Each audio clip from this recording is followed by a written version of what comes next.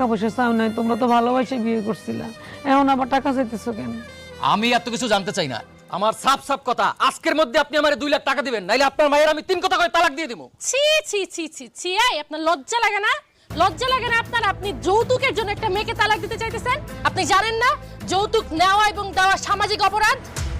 আরে শুধু তাই না, যৌতুক দেওয়া এবং নেওয়া এই দুইটাই আইনত দণ্ডনীয় অপরাধ।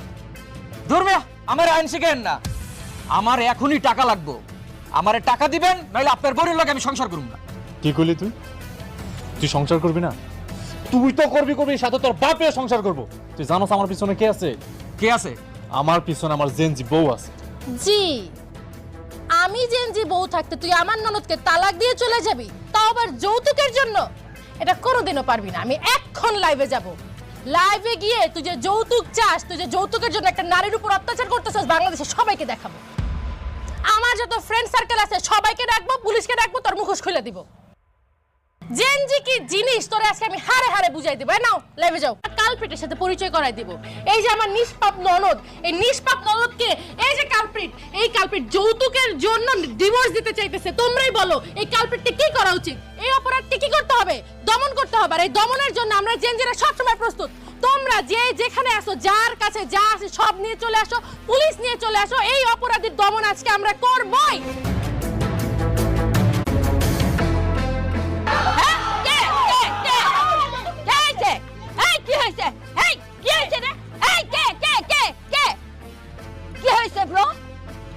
এই যে ভাই যৌতুক চাই। কে যৌতুক চায়? এই এদিকে আয়। এই তুই এত সুন্দর হাত পা থাকতে আল্লাহ এত সুন্দর একটা শরীর দিছে, তুই ভিক্ষা চাস? আমি ভিক্ষা চাইছি কই? আমি তো যৌতুক চাইছি। আরে যৌতুক চাওয়া আর ভিক্ষা চাও তো সমানই কথা। হ্যাঁ, আজকে তোর হাতে ভিক্ষার থাল ধরাই দিমু। এটা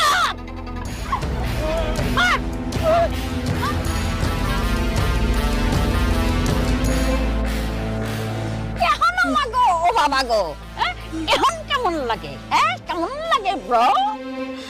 ভাবি অনেক হয়েছে, এবার আমার জামাইরে ছাইড়া দেন ভাবি।